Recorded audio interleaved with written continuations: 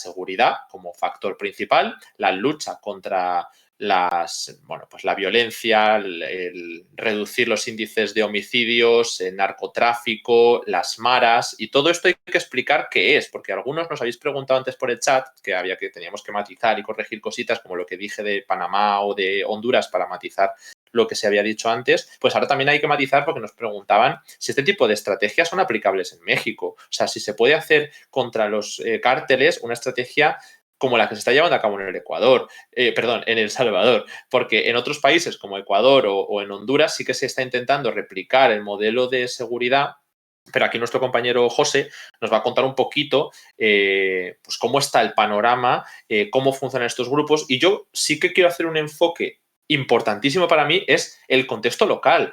Nada tienen que ver los cárteles mexicanos con las maras y, por ejemplo, con las pandillas de Haití o con las pandillas de Ecuador. Son muy distintos en sí mismo y hay que entender de dónde viene cada cosa. Entonces, una primera aproximación, José, puede ser explicarnos de dónde vienen las maras, esa relación con cuestiones de pobreza, de migración, de Estados Unidos. ¿Qué nos puedes contar para que empecemos a entender el conflicto de seguridad de El Salvador? Claro, a ver, en este caso es importante siempre remontarse a la historia, más que nada porque es donde puedes encontrar los orígenes de las problemáticas actuales. Entonces, las maras parece que es solo un problema local de Centroamérica, pero realmente tiene un componente estadounidense en este caso. Recordemos que El Salvador vive un escenario de guerra civil, los 80 y los 90, y precisamente este conflicto conlleva la expulsión de gente que en un escenario bélico como el que se encontraba el país, pues necesitan seguir su vida y encontrar alternativas. Sí, un clásico ya es irse a Estados Unidos, ¿no? En búsqueda de esa prosperidad. Claro, ¿qué pasa? Tenemos que entender, ¿no? Migras con la familia, chavales jóvenes, que de alguna forma en el momento clave de su vida se ven en un lugar diferente, con una cultura diferente, un idioma diferente, pues está todo abonado a que se dé un caldo de cultivo que conlleve que estas personas se integren en pandillas. En principio esas pandillas no tenían por qué ser algo malo. En muchas ocasiones este tipo de pandillas surgen por comunidades de personas, bueno, en cierto riesgo de exclusión social, que se ven sometidos al racismo y que tienen que defenderse entre ellos. No era algo solamente de los salvadoreños, sino también de mexicanos, de hondureños y de guatemaltecos y en general de Centroamérica. Quizá los mexicanos ya estaban en otra fase porque esa migración para ellos ya era más cotidiana y estaban más establecidos. Y precisamente ahí es donde surgen, son las maras, ¿no? Principalmente la Mara Salvatrucha y luego, bueno, la Barrio 18, a su vez, en la actualidad se divide en dos, pero bueno, los orígenes vienen de aquí, ¿no? En este caso, la primera, la Mara Salvatrucha, surge, como te digo, de esa unión de jóvenes que no solamente eran del Salvador, y en el caso de Barrio 18, digamos, es vamos a decir, una especie de escisión de una pandilla local que era la Clanton 14 Street. En este caso, sí es importante destacar, eh, ¿cómo lo explico? Que al final se concentran sobre todo en estados, vamos a decir, de mayorías latinas, como puede ser California, como puede ser Los Ángeles. No era algo tan global en Estados Unidos, sino sobre todo en esas zonas. Claro, ¿qué pasa? Que estas organizaciones en su inicio empiezan a generar problemas de importancia.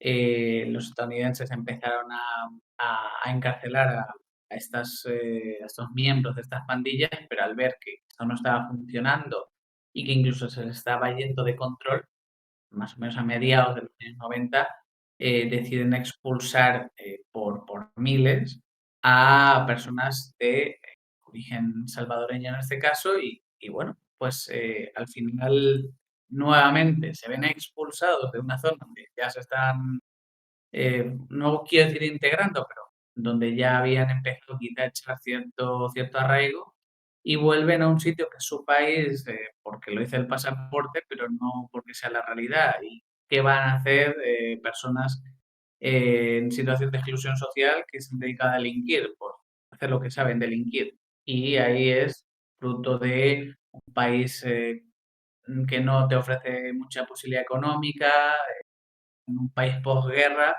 pues al final se junta ahí una serie de ingredientes que da lugar a pues el predominio que han tenido las maras hasta prácticamente el inicio del periodo en el que gobierna Bukele. Entonces aquí, por resumir un poquito esta cuestión, lo que hablábamos, ¿no? Las maras, ese foco de inseguridad, hablando localmente de El Salvador y diferenciado de otros muchos factores locales en otros países, tiene mucho que ver con el final de esa guerra civil, la migración masiva, las malas condiciones económicas y de trato, bueno, pues de seguridad en Estados Unidos y luego el retorno en forma de grupos pandilleros de crimen organizado, así como resumen que diferencia mucho de otros grupos como los de Haití o los de México, ¿no? Así por centrar a la gente en un tema tan complejo. Sí, exactamente. Al final, este tipo de organizaciones, como son las maras, como tú comentabas anteriormente, pues no las podemos poner al mismo nivel de complejidad que, por ejemplo, tienen los cárteles en México o que, por ejemplo, tienen las bandas criminales que actualmente operan en Ecuador. Entonces, pues al final todo el mundo es hijo de o nieto de su historia, ¿no? Claro, yo lo comentaba porque una de las cuestiones que se habla del modelo Bukele es el hecho de que se ha podido combatir a esas maras con una mano dura y luego además está la cuestión de que la popularidad que le ha arrojado esto la ha utilizado para apoderarse de los distintos estamentos del Estado. ¿Vale? Entonces hemos visto cómo se ha lanzado una reelección que no era a priori constitucional, ¿no? Pero cuenta con tanto apoyo que ahí sigue y la gente no va a contestar eso, ¿no? Se podía haber hecho una reforma, cuestiones, pero se ha preferido apostar, pues como se hizo en el caso de Evo, por un permiso legal, ¿no? A pesar de que no hubiera esa legitimidad constitucional. Bueno, entonces, el hecho de que se haya podido presentar y de que se haya hecho esa mano dura, de que se haya aplicado esas medidas, una de las críticas que se le ha hecho y que también sufrieron en su momento miembros del FMLN cuando se gobernó, era el hecho de que se había llevado a cabo acuerdos con algunas de estas maras, pandillas, grupos criminales en el país. Claro, en México la situación es tan inabarcable y está tan implicada, tan imbricado todo con el poder político. Yo no sé si en El Salvador hay alguna evidencia de que esto también esté ocurriendo o simplemente se trata de, no sé, no es maquillar los datos porque las pandillas hayan dejado de matar por acuerdos con el gobierno, sino que de verdad se las está aplacando. Claro, a ver, lo que tú comentabas en esa diferenciación de los cárteles en México y las maras en El Salvador es precisamente que los cárteles como estructura criminal están muchísimo más organizados, incluso la propia influencia que ejercen dentro de la administración pública, al final estar infiltrados ahí coludidos con políticos, con policías, con militares, con distintos actores, claro, les da un poder que quizás las maras en este caso no tenían. También hay que destacar eso, ¿no? Diferencias. Los cárteles, una estructura mucho más definida, mucho más clara, una variedad de actividades de las cuales extraer beneficio, un portfolio bastante amplio, Y eso, y al final, pues todo eso les da una influencia notable, ¿no? Claro, ¿qué ocurre? En el caso de El Salvador, las maras, pues son organizaciones bastante desestructuradas y normalmente mucho más proclives a eh, determinadas actividades, como puede ser la extorsión, que en vez de operar en determinados ámbitos que les dé una capacidad de resistencia o de resiliencia mayor. Claro, el panorama no es, no es Ujú. ni mucho menos parecido al que tiene México. México, aparte, país súper amplio, súper complicado, frontera directa con Estados Unidos, y El Salvador, pues es que no deja de ser un país relativamente pequeño en superficie Sí, muy pequeño. no, de hecho, cuando hablábamos de Ecuador, creo que es 15 veces más pequeño que Ecuador, tomando en consideración que Ecuador tampoco es de Ujú. lo más grande que hay en Sudamérica. Entonces, eh, bueno, puede haber tentaciones de que ese modelo Bukele pueda ser exportable o pueda ser aplicable en otros países. Yo la verdad que lo dudo mucho y yo me aquí hasta la eternidad diciendo que realmente habría que considerar hasta qué punto Bukele es sinónimo de mano dura, ¿no? Porque realmente mano dura ha sido quizá en el tema de las detenciones masivas, en esta puesta de escena del CECOT, del Centro de Confinamiento contra el Terrorismo, mm, y en las presuntas violaciones que está habiendo yo ya no sé si decir de derechos humanos o directamente a la vida, dentro de este tipo de cárceles de gente más o menos inocente o más o menos culpable, pero que se supone que ya hay en torno a 170 víctimas que han muerto a causa de torturas y demás.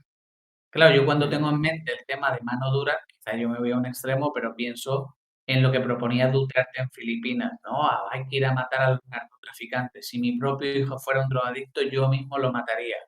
O los tristemente famosos escuadrones de la muerte, precisamente de Centroamérica, que se dedicaban un poco pues, a matar a todos los que pillaban. En este caso ha sido quizá más por el lado de las detenciones masivas, pero realmente tampoco podemos decir que ha sido una super mano dura, ha podido ocurrir en otros escenarios.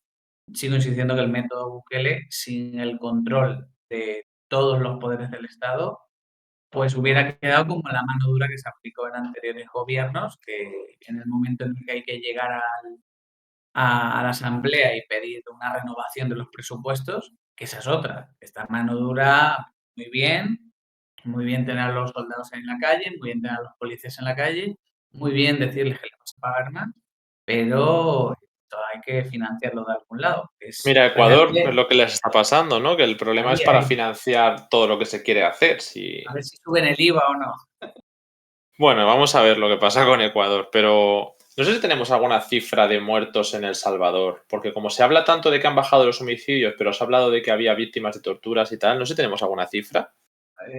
Pues es que, a ver, las estadísticas, bueno, de hecho, si no Ya. recuerdo yo mal, creo que incluso, no sé si desde fuentes gubernamentales se llega a decir que en que llevaban 0 homicidios en no sé cuánto tiempo, pero habría que echarle un vistazo. De todas formas, el tema de las estadísticas habría que tomarlo también Ujú. un poco con alfileres, que ojo, que aunque fuera la mitad de bueno, ya es un avance, ¿no? Eso te Pero iba a decir, que realmente, aunque las cifras puedan estar falseadas o aunque haya un componente de acuerdo con los grupos, este tipo de componente se da también en Ecuador, se da en México, muchísimo más. Además, está más institucionalizado y las víctimas no bajan. Y además, si lo comparamos con lo que tiene al lado, que es ese agujero negro de homicidios que es Honduras, exacto. y la aprobación que tiene ahora mismo Bukele, las cifras tampoco pueden ser muy malas. Exactamente. A ver, mira, las cifras oficiales se supone que es asesinatos en 2023. Estamos hablando de 194 homicidios, que pues básicamente sería un 60% menos que con respecto a 2022. Entonces, solamente, aunque las cifras absolutas luego hay que tenerlas un poco en consideración con respecto al tamaño del país, su población y demás, pero hombre, la verdad que para los registros que se tenían de muertes, en fin, la verdad que es un dato bastante pequeño. Como te digo, habría que tenerlo un poco cogido con pinzas porque supuestamente puede haber ahí cierta mano de no estar metiendo X tipo de asesinatos, etcétera, pero como digo, que aunque fuera la mitad de bueno, ya seguiría siendo ganancia con respecto a la situación que tenían. Si es que aquí el tema es, sobre todo, hablando a la gente que quizás no ve desde España, es que hay que tomar en consideración un poco para entender lo que en El Salvador han vivido y por qué quizás están optando ahora por Bukele, es que la seguridad realmente era cero. Que mucha gente no es que emigraba por mejorar su situación económica, no. Era simplemente porque querían vivir y querían salir adelante. Y daba igual si tú ponías un negocio o lo que sea, al final sabes que te iban a extorsionar y en el momento en el que no puedes extorsionar, no te pueden extorsionar porque no tuvieras dinero, pues te mataban. O a lo mejor pagabas, pero te mataban de la pandilla contraria. Entonces es un poco la ruleta rusa diaria de miles de personas, claro, de vivir una situación como esta y encima un delito como la extorsión, que se ve mucho, que es muy visible, que la gente lo padece, que no es el narcotráfico que eh, se compra un cargamento y nadie ve el cargamento y nadie ve la droga ni nada. No, la extorsión, que es algo que te lo pueden estar haciendo a ti, se lo pueden estar haciendo a un familiar, a un vecino, es tan visible, tan social.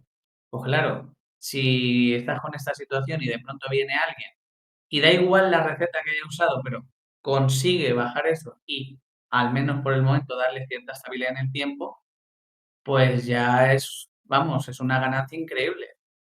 Lo que pasa es que nosotros aquí, pues, el tema de la inseguridad no lo tenemos, no tenemos la misma escala de necesidades que tenían allí o que tienen No, ni allí. de lejos, ni de lejos. Además, en Europa Occidental el tema de los derechos humanos es como que está muchísimo más implantado en el discurso, luego se aplica según dónde.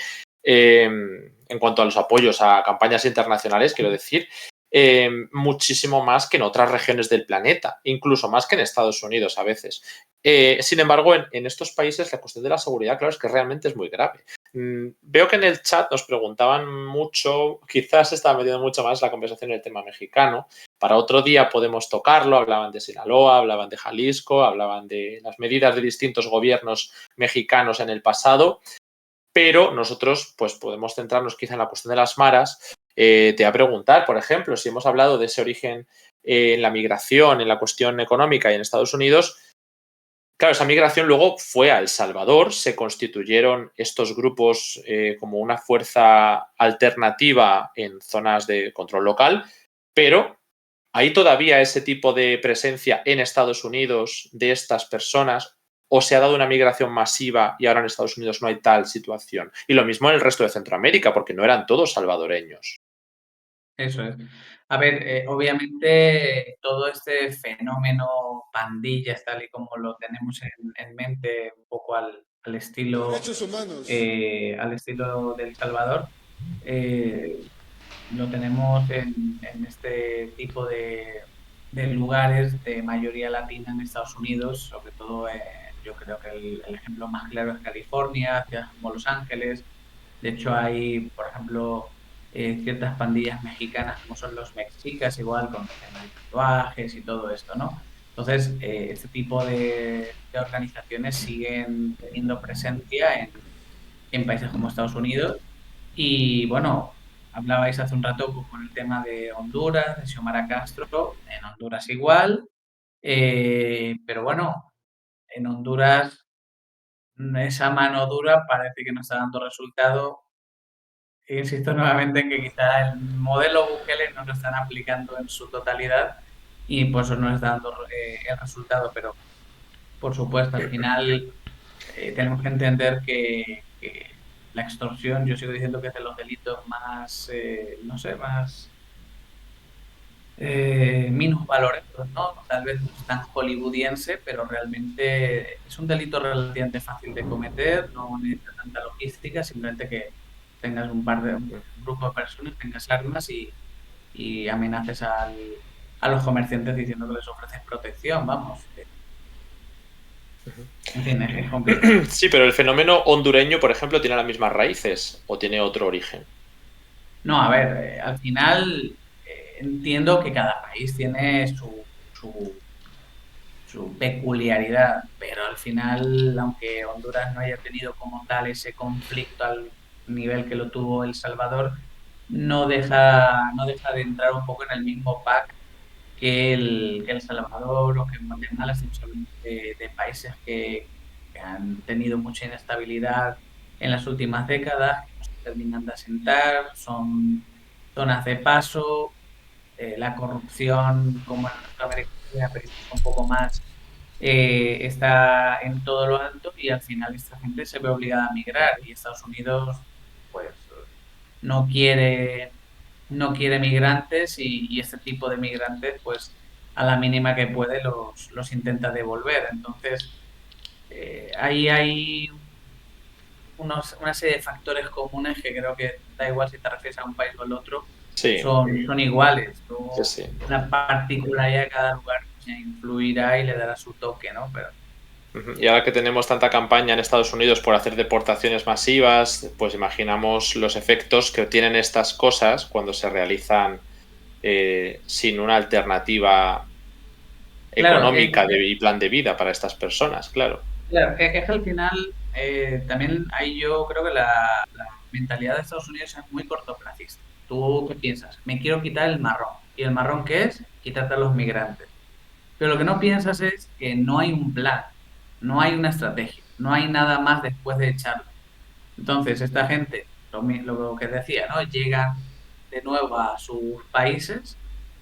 ¿Y qué van a hacer? Pues que pueda intentar, volver a intentar volver a Estados Unidos, aunque sea ilegalmente, y el que no, pues se quedará haciendo lo que sabe, que es delinquir.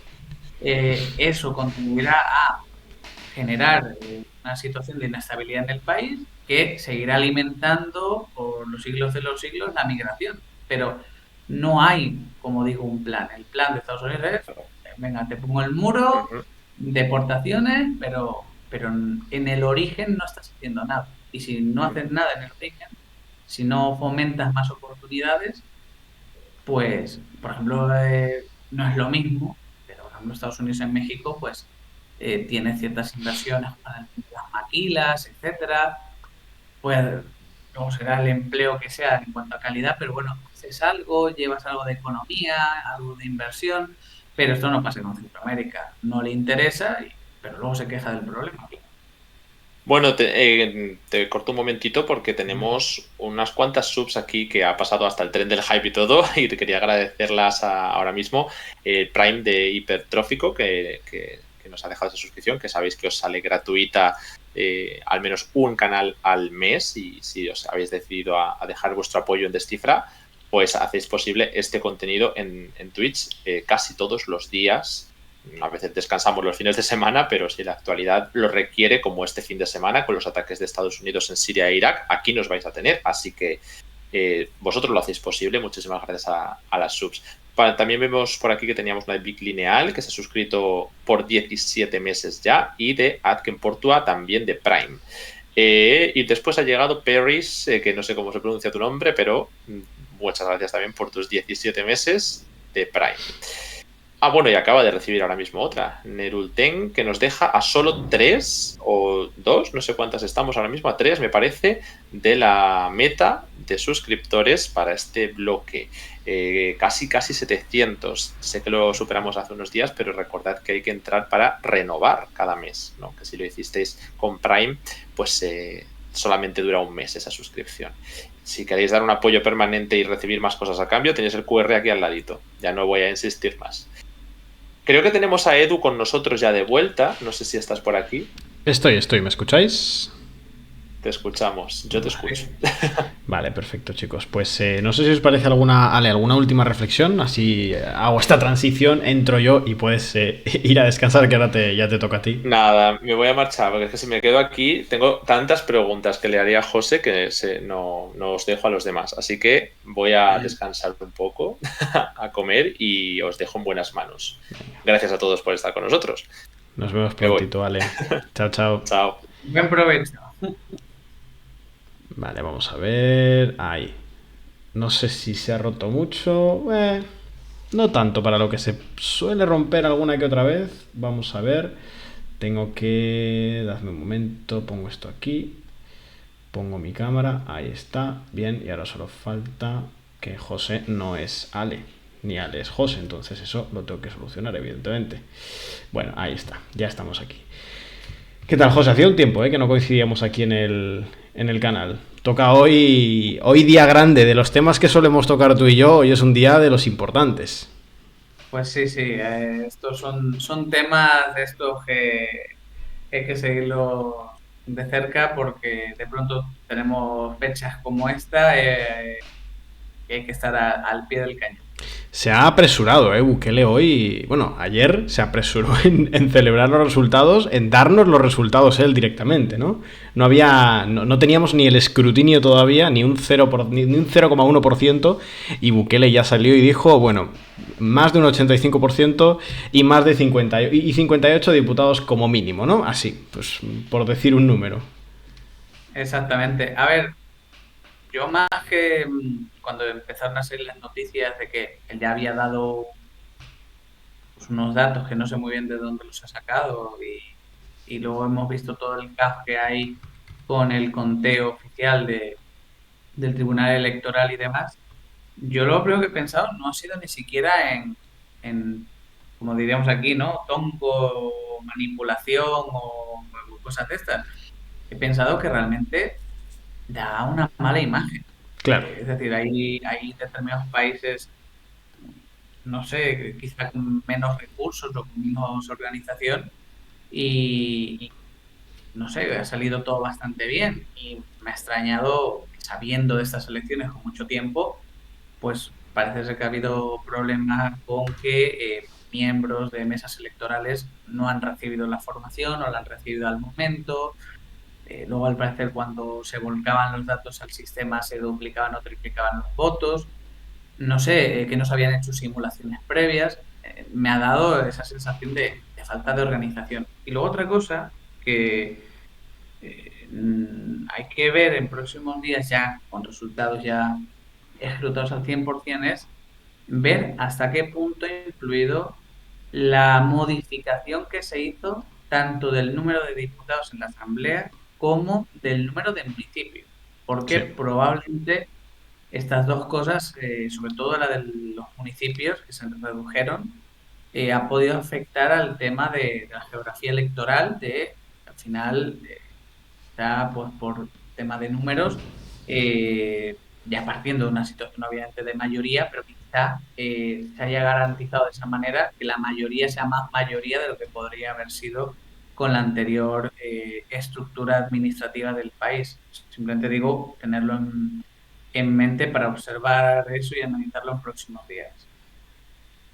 Efectivamente, de hecho, a mí me ha llamado la atención, claro, Bukele con esta elección, él quería dar un mensaje al mundo que independientemente de su interpretación política tenía una parte de sentido, ¿no? Bukele es muy crítico con organismos internacionales, periodismo de otros países, sobre todo países de lo que sería los países centrales del sistema internacional, que critican sus medidas por violaciones de derechos humanos que, hay que decirlo todo, el propio Bukele implícitamente reconoce, ¿no? Porque cuando él habla prácticamente en términos de usar el hambre y las malas condiciones sanitarias en las cárceles como un elemento de guerra contra el crimen organizado, está en última instancia reconociendo violaciones de derechos humanos dentro del sistema penitenciario salvadoreño. Entonces, en esa idea, en esa lógica de confrontar a esos críticos internacionales, Bukele se ponía estas elecciones como un golpe encima de la mesa, ¿no? Como bueno, este es el apoyo popular que tengo. Este es, pese a vuestras críticas, las críticas de los periodistas internacionales, ¿no? Ese monstruo que ha dibujado Bukele a una supuesta falta de democracia en nuestro país, te presentamos una elección en la que saco 83, 87, 90% de los votos. Entonces mi duda es, ¿qué prisa tenía Bukele? Es decir, justamente ha hecho lo único que no tenía que hacer para conseguir lo que quería conseguir. Habría sido tan fácil como esperar un poco. Yo entiendo que Bukele quería en la noche de ayer tener ya el festejo, la celebración, esa plaza llena, miles de salvadoreños coreando su nombre, que lo tiene, pero a costa de que por esa prisa de no querer esperar el escrutinio, ahora haya pues esta duda de, bueno, ¿cómo puede ser que el presidente que se presenta a una reelección que ya de por sí es anticonstitucional, esto lo hemos explicado aquí, salga a narrar unos resultados que todavía no se tienen, que todavía el tribunal no ha puesto encima de la mesa? Si simplemente Bukele hubiera esperado a la publicación de los resultados y el día siguiente hubiera salido a festejar, es decir, que el festejo igual, en lugar de haber sido ayer por la noche, fuese hoy por la noche con el escrutinio al 70% como está actualmente, pues ya no habría mucha cosa que se le pudiera decir a ese respecto. Es decir, efectivamente sería un presidente con un resultado histórico, ahora mismo está en un 83%, sigue siendo histórico, no es un 89, un 87, pues es histórico igualmente, con toda la legitimidad, al menos durante los días del proceso, ¿no? Todo lo de antes pues es discutible. Y sin embargo, por esa prisa de querer celebrar la primera noche, pues lo que tiene es mucha gente diciendo, y no sin razón, que cómo puede ser que un presidente saliente pero candidato a la reelección, antes de que el tribunal diga nada, pues celebre los resultados con unos números que todavía no ha explicado bien de dónde han salido. Es decir, ¿se los ha inventado? Grave. ¿Ha obtenido información por parte del Tribunal Supremo Electoral que no ha publicado el Tribunal Supremo Electoral? Grave también. Es decir, ¿de dónde han salido esos números? No entiendo, no termino de entender ese movimiento de Bukele, pero ilustra lo que es la posición de Bukele con respecto a los organismos internacionales, a los observadores internacionales y a la prensa internacional, que es mantenerse por encima. A mí no me ha parecido un movimiento muy inteligente. A ver, yo ahí te diría dos cosas. Lo primero, creo que esa duda la tienes tú, la tengo yo y 4 personas. Ya te lo digo, Ya. porque al final, para lo que hablábamos antes, la gente de El Salvador, con la situación que ha vivido de violencia, etcétera, pues esto debe verlo como una anécdota. Sí, o sea, siendo totalmente sincero, ¿no? Entonces, ya digo, creo que esta duda la tenemos tú y yo y 4 gatos. Puede ser. Ahora, ¿por qué? Obviamente todo esto es teorizar, no estamos en la casa de Bukele, pero quizás ha sido simple y llanamente un ejemplo de que al final es humano y de que los humanos pues tenemos nuestros fallitos, entonces a lo mejor pues se ha emocionado realmente viendo que quizás ciertos datos que él podía tener típicos de conteo en mesa, etcétera, pues que realmente le estaban dando unos resultados muy buenos y no pudo esperar a, a que lo anunciara el Tribunal Electoral. Quizá pecó bueno, de impaciencia o de querer dar el titular, ¿no? Y en un escenario donde realmente es que va sobradísimo, pues sabía que esto era algo que no le iba a penalizar, es decir, que se lo podía permitir.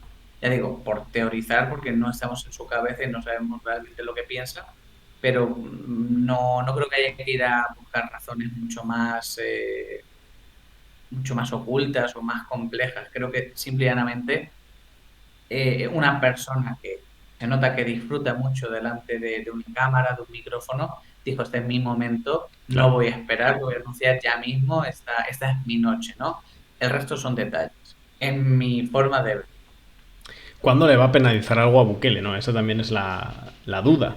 Porque ahora tiene la nueva presidencia. Yo tengo serias dudas de que en el año 2029, en una hipotética reelección, los éxitos, al menos temporales, veremos si permanentes, de su política contra el crimen organizado y contra las maras, le vayan a otorgar una nueva victoria en estas condiciones. Es decir, el electorado salvadoreño, las capas trabajadoras sobre todo de El Salvador, le van a exigir más porque se lo han estado exigiendo en campaña, sin poner en cuestión el voto masivo Bukele, pero las encuestas lo que nos decían es que había una cierta preocupación con la situación económica. Y además, volviendo también al otro punto, que esto ya, aquí sí que me interesa mucho ver tu posición, hay analistas que plantean esta idea del posible efecto rebote, ¿no?, de las políticas de seguridad de Nayib Bukele. No sé tú cómo lo ves. Esta lógica de que podría irse de mano, de que en realidad los éxitos de Bukele son una cuestión temporal, no sé si exactamente podrías explicar más o menos a qué se debe esta creencia, que además se la leo a bastantes analistas últimamente. Pues a ver, yo no lo termino de ver claro. Y te digo por qué. Principalmente porque las maras como estructura, como comentaba antes con Alex, son estructuras bastante dispersas, son estructuras bastante independientes, mm, normalmente se agrupan bueno, en pequeño, en un número relativamente pequeño, pueden ir, claro, esto depende de dónde esté situada, si es en un territorio más urbano, más rural, pero una agrupación puede tener 50 personas como mucho, otra puede tener 10, y casi que entiendo que la comunicación entre ellas es relativamente limitada y que casi que lo que hacen más es compartir el nombre de una marca, ¿no? Sí. Aparte son estructuras muy centradas en actividades como la extorsión y quizá el microtráfico de drogas y poco más. Claro, para poder responder a la pregunta que me haces, hay que ir un poco a lo que pasó con las maras a la hora de que Bukele decide actuar contra ellas de forma firme, ¿no? Al final, lo que hace es aislar la cabeza, dirección que pudieran tener estas estructuras que estaban en la cárcel con la gente que estaba fuera. De esa forma, una vez que los tienes aislados, esas estructuras inferiores, esos mandos intermedios o esos mandos bajos, sin instrucciones claras, sin saber realmente qué hacer en esa eventualidad, pues son presas débiles de las fuerzas de seguridad que conjuntamente con esas detenciones masivas los logran desarticular. Entonces, hay líderes mareros en el extranjero que han declarado que la Mara, como existía, probablemente no vuelva a existir nunca más. Puede haber otra delincuencia, puede haber otro tipo de organizaciones que terminen de alguna forma sustituyendo u ocupando esos espacios. Pudiera ser. Ahora bien, entiendo que durante el tiempo que el país esté militarizado, es decir, que haya como asedios a ciertos municipios, esa búsqueda de casa en casa de gente, esa política de detenciones, la construcción de centros penitenciarios. Creo, si no me equivoco yo, que en una entrevista de broma decía, vamos a construir el CECOP, el Centro de Confinamiento contra la Corrupción. Bueno, pues No le va a quedar mientras gente que meter en prisión. totalmente. Entonces, yo entiendo que mientras que esa política activa de policías, militares, cárceles, detenciones siga, yo entiendo que no va a haber una estructura mínimamente decente, importante, que pueda sustituir a lo que eran las maras. Y también entiendo que esa nueva estructura criminal que puede sustituirla no podría seguir los mismos pasos que ha seguido las maras, porque estaría condenada a su desaparición, es decir, basándolo todo en la extorsión, en este tipo de delitos que son tan lesivos. No lo sé si conforme vaya pasando el tiempo, mm, los nuevos gobernantes a todos los niveles, la administración pública, empieza a ser más susceptible de permear la corrupción, ¿no? Y de que sea desde la propia administración pública casi la que ejerzan esa extorsión, ¿no? El típico ejemplo de policía que te pide dinero porque ha visto que corrías mucho, cosas así, ¿no? Pero yo no lo veo factible. También te digo, no sabemos exactamente el énfasis que va a tener la nueva legislatura. Todavía falta una fase del plan de control territorial que nos ha anunciado, que es la fase 7. Esa fase secreta, ¿no? Que no tenemos claro todavía qué va a ser exactamente. Exacto, entonces no sabemos hasta qué punto la corrupción y la economía van a jugar un papel fundamental. Y un poco por terminar, así un poco ordenar ideas. Primero, creo que no hay que minusvalorar la capacidad de Bukele y de su equipo, porque yo entiendo que hay más gente aparte de Bukele que conforman esa estrategia de comunicación. No hay que minusvalorar. Creo que incluso en un contexto de que las cosas se vayan mal, yo creo que Bukele tiene recursos suficientes como para deslizar la atención del problema, ponerle el foco en otro sitio, jugar a la bolita, donde está la bolita, donde está la bolita, y que no pierda los apoyos que tiene en la actualidad. Segundo, lo que te comentaba, economía y corrupción. Vamos a ver cómo es la cosa, cómo se toma de en serio la economía, si tiene algún plan para el país, atracción de inversiones, de fomentar otros sectores productivos, a ver si esos anuncios, si vinieran, si son firmes o si es pura fachada. Habrá que ver la lucha contra la corrupción, si la hace también contra su propio partido, contra sus propios compañeros, porque sí que hace unos meses creo que encabezado una reunión, dudo ahora de si era de compañeros de partido, si era de fiscales, que decía, he dado la orden de que los investiguen a todos. Cierto, sí. Sí. Entonces hay que ver si eso más allá de la escenografía, si es real, si no es real, hay que ver. Y sobre todo, también con el tema de la inseguridad. Hay que ver si Bukele hace la jugada típica de yo he llegado al poder por esto y a lo mejor no me interesa desaparecerla del todo con un fin electoral. Y no digo porque Bukele sea bueno ni malo, simplemente porque puedes tener la tentación de, oye, si yo he llegado al poder por acabar con las maras, quizá no me interesa acabar con ellas del todo. Y también me interesa que en un momento determinado haya un repunte pequeñito para yo volverles a dar el mazazo y decir, ¿ves? Estoy aquí, sigo velando por tu seguridad. Puede ser una tentación. Entonces, bueno, creo que son puntos que hay que prestar atención de cara a la siguiente legislatura para ver un poco pues por dónde van los tiros. Bueno, vamos a seguirlo muy de cerca, José.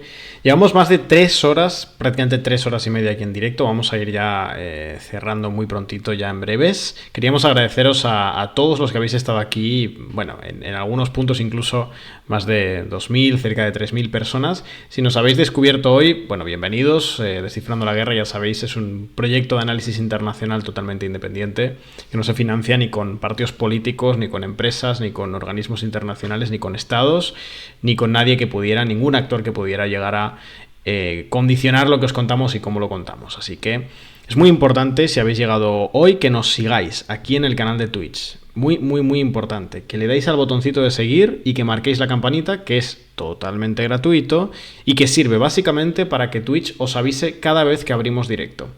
Esto es importante porque aunque nosotros estamos aquí todos los días a las 9 de la noche, vosotros lo sabéis, hay días que tenemos que abrir directo a horas un poquito raras, pues un sábado al mediodía, un martes por la tarde, cuando sea, porque pasan cosas en la actualidad internacional que conviene que os las contemos con relativa urgencia y que conviene que hagamos el análisis lo más pronto posible, porque como nosotros seguimos los conflictos durante semanas y durante meses, nunca estas cosas nos pillan de nuevas. Así que os recomendamos que nos sigáis aquí. Si queréis apoyarnos económicamente, Nos quedan 3 suscripciones para el objetivo de hoy. Si alguien se anima a suscribirse ya antes de cerrar, o a regalar alguna sub, o a suscribirse con Prime, recordad que es totalmente gratis. Nos ayudáis un montón para cerrar el directo de hoy con ese objetivo. Con Prime, insisto, es gratis. Si estás suscrito a Amazon Prime, si pagas esa suscripción, tienes de regalo, tienes incluido en ese pack, digamos, en esa suscripción de Amazon Prime, la suscripción a cualquier canal de Twitch de forma totalmente gratuita. No te cuesta nada, pero a nosotros nos ayuda económicamente. Así que nada, José, yo creo que vamos a ir cerrando ya por aquí. Va a haber que seguir haciendo directos de El Salvador, va a haber que seguir analizándolo. Un Bukele que va a afrontar su nuevo gobierno. Ya antes tenía el control fáctico del aparato, bueno, de la Sala de lo Constitucional, tenía el control fáctico también, por ejemplo, de la Fiscalía General, tenía el control del aparato legislativo. Todo ello va a continuar, solo que ahora en mayor medida, porque la proporción de diputados que va a tener en la Asamblea Legislativa va a ser mucho mayor. Así que nada, José, un gusto haber vuelto a estar por aquí contigo. Prontito volvemos, tenemos muchos temas de los que hablar además pronto, ¿eh? Sí, sí, totalmente. Nada, a ver, yo ya antes de cerrar, simplemente por dejar una reflexión, porque todos estos temas son muy interesantes y esto no son matemáticas, esto no es 2 más 2, 4.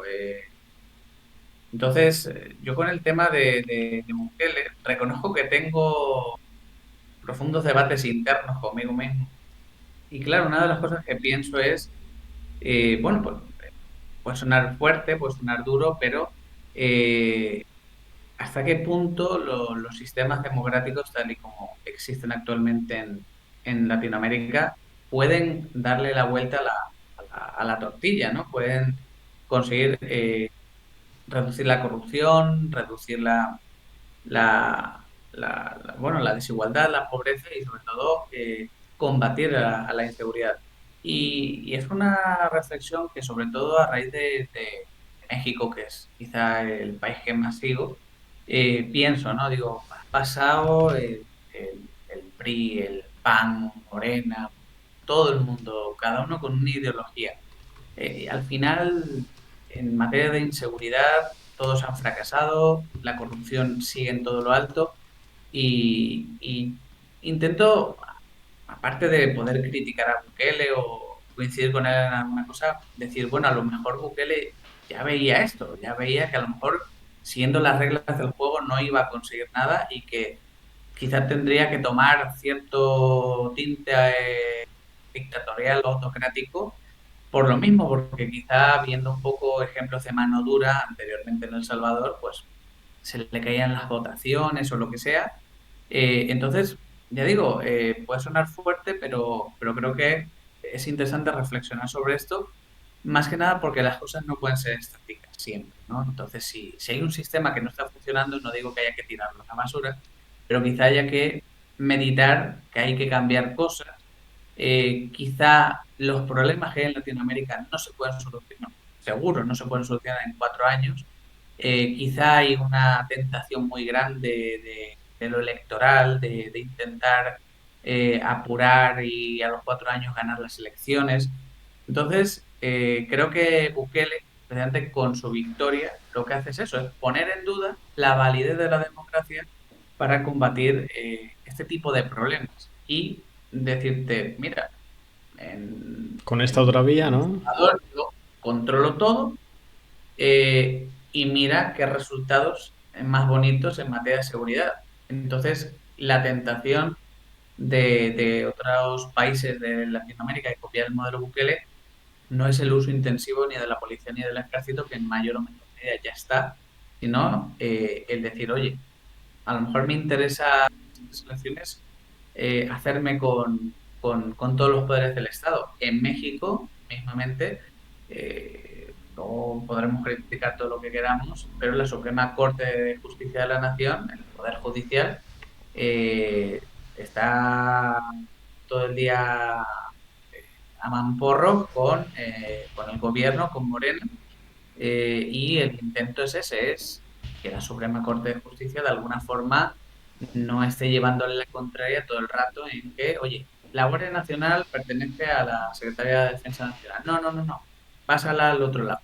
Entonces, quizá ya en otros países estén en ello, ¿no? En copiar un poco el modelo No tanto Sí. para combatir la inseguridad, sino para quizá pues perpetuarse en el poder o apoyarse en ese apoyo masivo de la población. Sobre todo lo digo por el tema de Obrador en México, que también tiene un apoyo relevante.